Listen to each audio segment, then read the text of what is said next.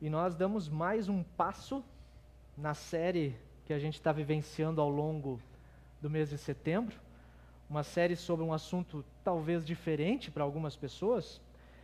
E quando a gente fala em pessoas machucadas pela igreja, alguns podem até imaginar que a gente está falando contra a igreja X ou contra a igreja Y, mas a proposta não é essa. Nós estamos falando sobre nós mesmos, porque no fim das contas nós somos a igreja. Nós, pessoas. Nós, enquanto igreja, podemos ser machucados de diferentes formas, às vezes pela instituição, pelas lideranças ou por irmãos na fé.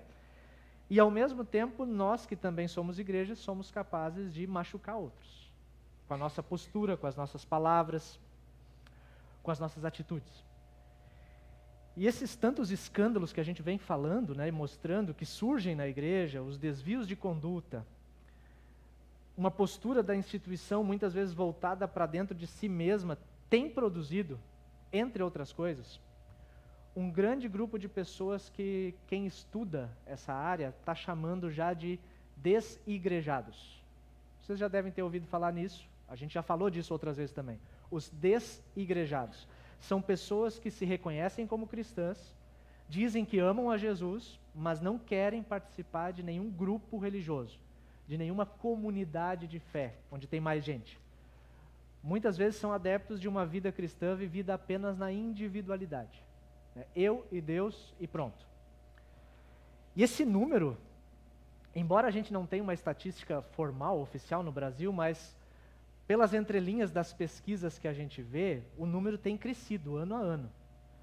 Nós já tivemos até pessoas que se reconhecem assim participando do culto com a gente. Então é um grupo grande de pessoas que está crescendo. E esse pensamento, quando eu tento me aproximar para conhecer a pessoa, eu descubro muitas vezes que ela tem uma fé genuína no Salvador Jesus, mas essa fé não é capaz de conectar a pessoa com outras pessoas. Ela não se sente bem estando no ambiente com outras pessoas. Alguns estudos recentes estão tentando compreender os motivos das pessoas não quererem se conectar à igreja, a estarem desconectados. E os motivos são vários, já tem livros escritos sobre isso. Não daria nem tempo para abordar todos aqui, mas dentre os motivos eu separei alguns que se destacam mais na nossa realidade. A gente tem, dentro do fenômeno dos desigrejados, os que a gente pode classificar como os desencantados. São aquelas pessoas que tinham expectativas com relação à igreja e que não foram supridas. Aqueles que começaram a participar e perceberam que tinha falhas na comunidade, falhas na organização, a liderança não era tudo aquilo que se esperava e quando veio esse choque não conseguiram lidar com isso. Talvez imaginassem que aquelas falhas não poderiam acontecer dentro da igreja, porque a gente às vezes idealiza a igreja como algo, né? Não, aqui não vai acontecer isso. E no fim das contas acontece. Também tem os machucados, que é o que dá o nome para a nossa série. Pessoas que foram feridas em nome de Deus, que sofreram ou até sofrem hoje ainda as consequências de abusos que acontecem, abusos psicológicos, abusos espirituais, abuso de poder e, em alguns casos, até abusos sexuais. Não é difícil de achar notícias sobre esses temas. E é natural que quem passa por situações assim, eu acredito que é compreensível, talvez não justificável, mas compreensível, que se crie uma aversão enorme a tudo que se chama igreja. Essa semana tenho postado vídeos curtinhos no Instagram, né? Qual a expectativa sua em relação à igreja? Hoje veio alguém que eu não conheço respondendo, olha, expectativa zero. Né? É um lugar que eu não quero nem pisar, porque não aceita pecadores. Provavelmente uma pessoa muito machucada, muito ferida ou muito desencantada. Existe um terceiro grupo dos desigrejados consumistas. E esses não necessariamente viveram decepções na igreja, mas eles decidiram entrar na onda da cultura da nossa época. Escolheram viver uma espiritualidade que a gente chama de consumo. Aí tem os que optam somente assistir cultos e pregações pela internet, porque ir à igreja dá um pouco de trabalho. Lá eu vou ver gente, né? E gente tem problema. E aí também na internet eu posso escolher o pastor que eu quero assistir, né? Então ali tem um leque enorme. De acordo com o momento que eu estou vivendo, eu escolho o que eu quero. É uma vivência isolada, não tem conexão com gente, com pessoas diferentes. Alguns até vão para alguma igreja, mas relutam em aceitar, assumir um compromisso com a igreja. Dizer de fato, sim, agora eu sou a igreja, eu faço parte desse grupo.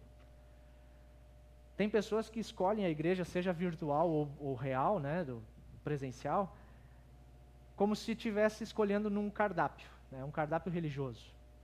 Sabe quando você chega no shopping, na praça de alimentação, tem ali um monte de coisas, né? Você fica pensando, o que eu quero hoje, né? O que eu estou com vontade de comer hoje? Hoje eu quero McDonald's, não, hoje eu quero sushi, hoje eu vou querer um espetinho, né?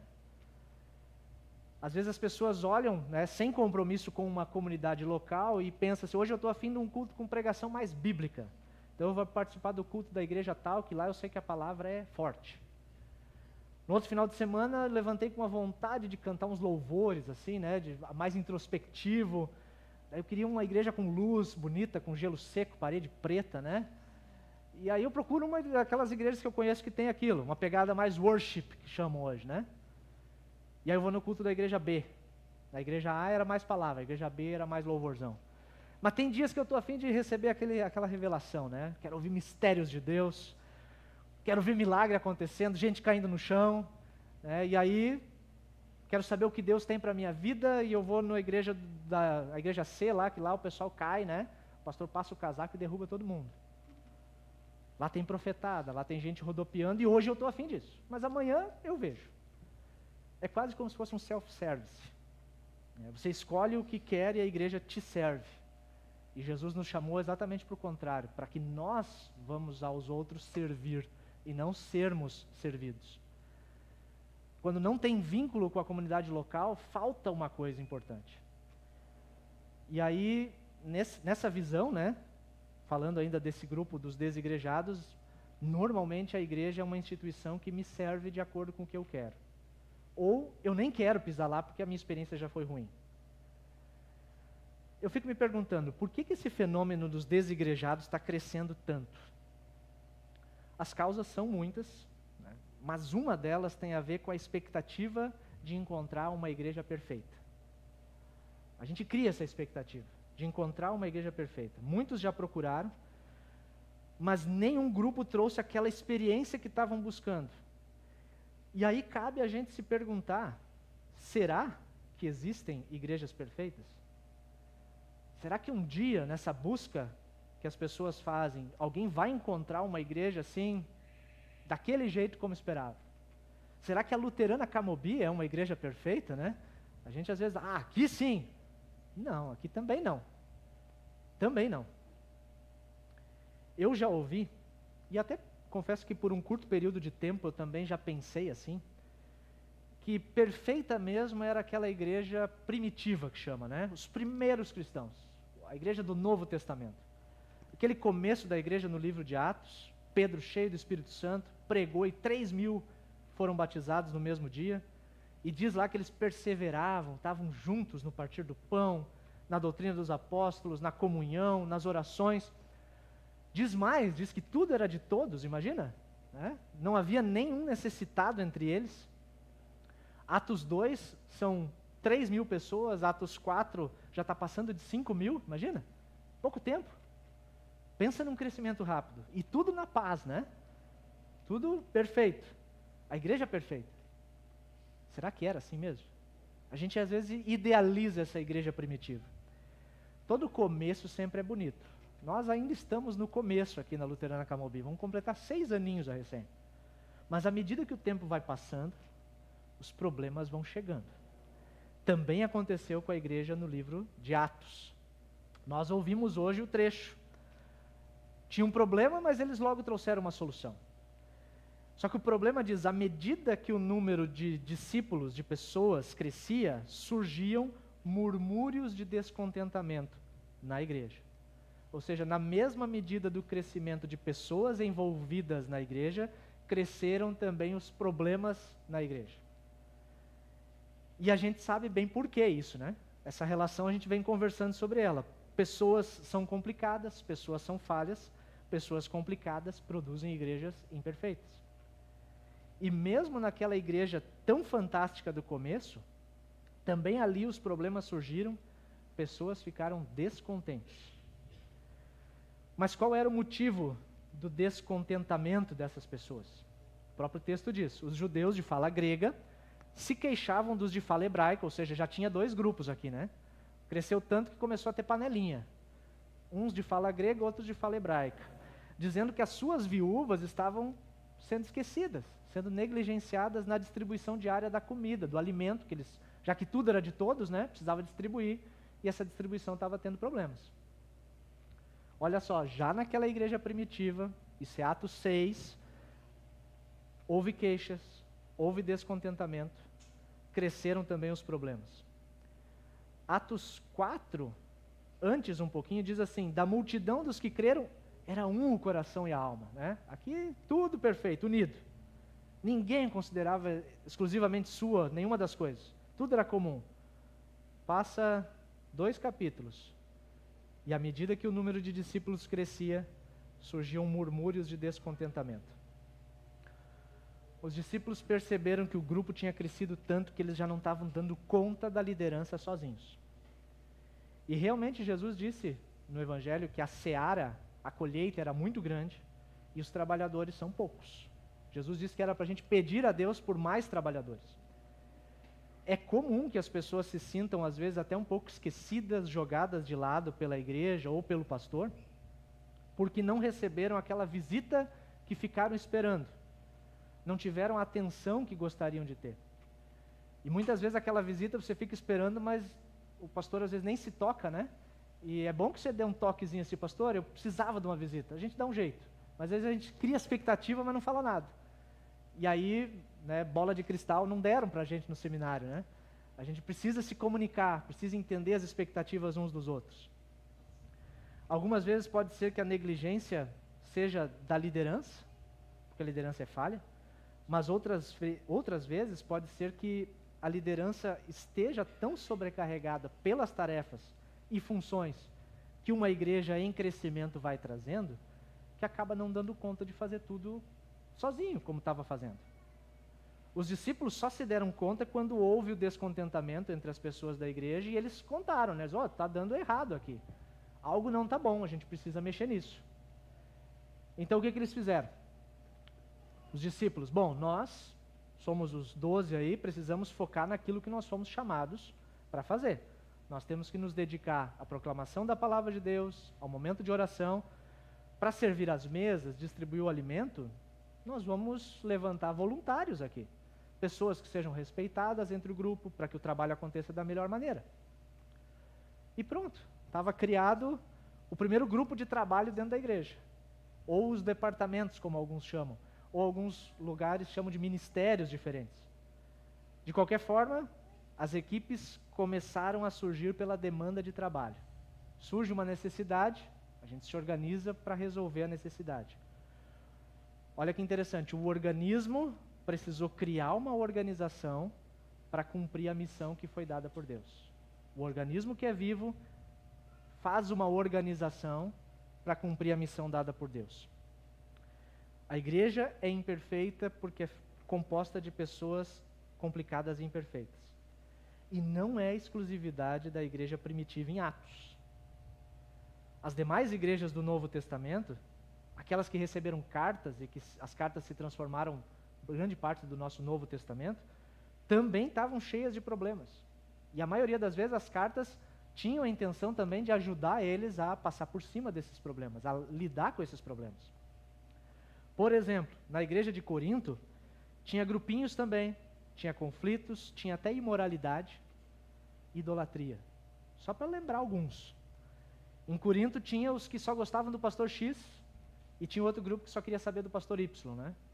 Ah, eu sou de Paulo. Não, eu sou de Apolo, né? Quando Paulo prega eu não vou. Eu vou só quando Apolo vai, né? Isso já tinha lá na igreja de Corinto. Tinha conflitos tão sérios que eles não conseguiam nem resolver entre eles e tinha que levar o caso para a justiça comum. Imagina uma comunidade onde os membros estão brigando na justiça por uma coisa. Não consegue se resolver. Irmãos de igreja brigando na justiça. Tinha casos de adultério, tinha casos de incesto. 1 Coríntios trata de tudo isso. Na igreja dos Gálatas, da Galácia, tinha o que a gente chamou de religiosidade tóxica, gente criando regras que não precisava, legalismo. Os Gálatas estavam querendo que todos os que se convertiam a serem cristãos adotassem as regras do judaísmo. Não, para entrar aqui na nossa igreja você vai ter que ser como os judeus são. Quando alguém queria se tornar membro da igreja lá na Galácia, eles queriam circuncidar os homens, como os judeus fazem, porque essa era uma prática judaica. Já imaginou se fosse aqui assim também? Para ser membro da Luterana Camobi, vocês passam ali atrás, nós vamos circuncidar todos os homens aí também, né? Entre os efésios, tinha falsos mestres, tinha fofoca, tinha avareza. Na igreja de Filipos tinha partidarismo, gente se achando, vanglória, libertinagem. Lá nos Colossenses, falsos mestres, misticismo.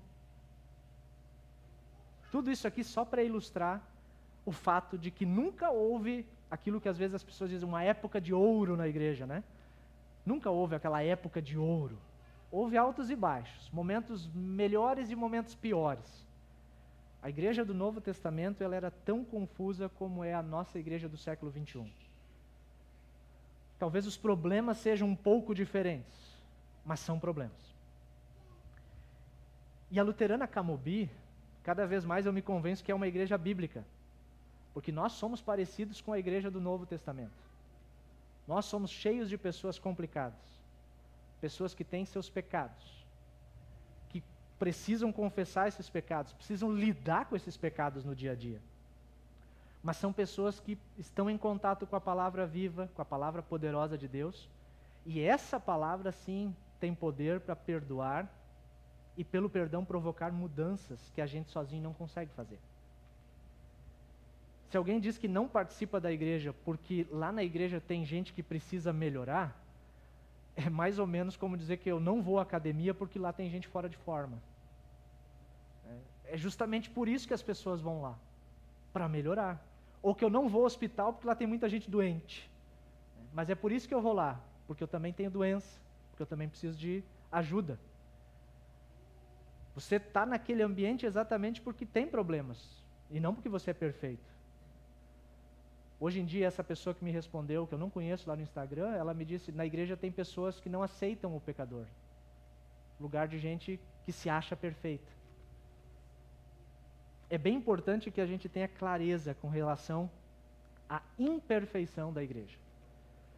Tem um teólogo e pastor que é luterano, alemão, ele viveu e lutou contra o regime nazista, inclusive morreu no regime nazista, e ele escreveu o seguinte nesse livro dele: a desilusão com a igreja local é algo bom. A desilusão com a igreja local, com aquele lugar que a gente vai no culto, que participa com as pessoas, é algo bom porque destrói as nossas falsas expectativas de perfeição. Quando a gente começa a conviver uns com os outros, a gente percebe, não é como eu imaginei que seria. E se você foi ferido, se você foi machucado, se você está desencantado com a igreja, no fim das contas, tudo isso traz um benefício. Essa experiência ruim vai te ajudar a destruir uma falsa expectativa de perfeição. O Bonhoeffer, ele continua dizendo, se você foi ferido, machucado, se você está desencantado com a igreja, quer dizer, o que ele diz aqui, quanto mais, é isso, né? Isso, quanto mais cedo nós desistirmos da ilusão de que a igreja deve ser perfeita para que a amemos, mais cedo deixaremos de fingir e vamos admitir que somos todos imperfeitos e precisamos do quê? Da graça de Deus. Esse sim é o início da verdadeira comunidade. Comunidade não é aquele grupinho de gente perfeita e santa, mas é o grupinho das pessoas imperfeitas que precisam todos os dias da graça de Deus. A vida em comunidade, de fato, pé no chão, é quando as nossas máscaras caem e a gente realmente assume quem nós somos. É fácil a gente viver com máscaras, talvez se a gente se encontrar só uma vez por semana, mas quanto mais a gente convive, conversa, a gente vai percebendo que as pessoas não são tudo aquilo que a gente imaginava que era no sábado à noite, ou no domingo de manhã, seja qual for a experiência. Eu sou pecador, você é pecador, e está todo mundo vivendo sob a graça de Deus. A maravilhosa graça de Deus. E é essa graça que me faz perceber a vida por um outro lado, por uma outra perspectiva. Essa graça molda a minha vida por valores que não são meus, mas que são do céu. E aí a gente vai se ajudar, nós vamos caminhar juntos. E se um cair, nós não vamos empurrar mais para baixo. Nossa função é ajudar o outro a se levantar. Sabe por que a igreja, né, eu comecei falando dos que não estão muito à vontade com a igreja, sabe por que a igreja é importante? Primeiro porque foi Deus quem criou a igreja. A igreja é o plano de Deus para reconduzir o seu povo de volta para casa. Ele não escolheu reconduzir pessoas isoladas. Deus chamou um povo. A imagem que tem de igreja na Bíblia, ela sempre é coletiva. A Bíblia tem muitas imagens para falar de igreja. Fala de um corpo com muitas partes. É um corpo, mas tem muitas partes. É a noiva de Cristo, é a lavoura de Deus. É um edifício em construção. Mas talvez a imagem que mais tem a ver com o nosso tema de hoje seja que a igreja é a família de Deus. A igreja é a família de Deus. Lá na carta aos Efésios está escrito que nós somos família de Deus. Por que eu estou enfatizando que nós somos família? Vocês sabem como é família, né? Muitos de vocês estão com família aqui, com parte da sua família. Família é extremamente importante, mas também família é uma coisa extremamente complicada. Na família, ou seja, quer dizer, família é algo maravilhoso e ao mesmo tempo também é um ambiente onde a gente sofre. A família traz sofrimento para a gente. E nem por isso a gente joga fora a família, não é verdade? Quando a família sofre, a gente vai lá e abraça ainda mais. Porque é isso que Deus nos chamou para fazer. Na família, muitas vezes, a gente é machucado. Só que no próprio ambiente da família, vem a cura. É na família que a gente recebe uma identidade. Eu sou o fulano de tal, filho do ciclano, casado com... né? É a nossa identidade, quem a gente é. É ali que a gente recebe incentivo, é ali que a gente ganha o sustento. É também ali que os nossos erros se mostram, onde as máscaras caem todas. E é na família onde a gente mais precisa exercitar perdão. É naquela relação onde as máscaras caem que o perdão se mostra dia a dia. Igrejas perfeitas não existem. Só do céu. Tem um ditado, eu não sei se eu vou lembrar de cabeça, não anotei, mas é um ditado que vem do meio pentecostal. É a igreja do céu, ó que glória. Igreja na terra é outra história. A igreja do céu, ó que glória, né? Lá tudo perfeito. Igreja na terra é outra história, porque aqui tem que lidar com as dificuldades. Não existem igrejas perfeitas, mas é perfeitamente possível experimentar uma igreja saudável. Saudável não quer dizer que é perfeito, mas uma igreja saudável. E assim como famílias perfeitas não existem, mas também é possível cultivar valores e princípios de uma família saudável. Igrejas saudáveis têm doutrina, a igreja precisa ter muita firmeza naquilo que ela ensina. Tem verdade, tem Bíblia. Não tem como abrir mão disso. Mas igrejas saudáveis não têm só Bíblia, elas têm também amor. Amor vivido na prática. Acho que é o apóstolo Paulo mesmo que diz que é para a gente se firmar na verdade em amor. Só verdade exclui, mas a verdade em amor traz para perto, cura e liberta. Uma igreja que não acolhe, que não se importa, que não perdoa, não é uma igreja saudável. Uma igreja que simplesmente exclui sem tratar, tem problema. Uma igreja saudável tem serviço. Uns servem os outros. Se só um grupo serve e o outro só é servido, não está saudável também. Algo precisa se ajustar aí. No fim das contas, toda a nossa espiritualidade, todo o conhecimento que a gente pode ter de Jesus, da Bíblia, no que resulta isso? Não é só a gente dizer, sim, olha como eu sei. Tudo isso que a gente sabe precisa ser traduzido, transformado em amor, em serviço. Por isso também aquele nosso esquema, né, dos 3 verbos aqui, acolher, amar, servir. O serviço que nós fazemos nesse ambiente, ele precisa resultar num melhor acolhimento que visa estabelecer uma relação de amor com Deus e com o próximo. E uma igreja saudável, ela não pensa só em si mesma. Ela está sempre com os olhos abertos para fora. Uma igreja saudável não fica olhando só para a sua estrutura. Ela não se torna refém da organização. Mas ela constantemente se percebe como um organismo vivo, fazendo uso da organização para cumprir a missão de Deus. A missão de amar aqueles que ainda não são igreja. E hoje eu termino com um amém por aqui. Próximo sábado a gente vai concluir a série.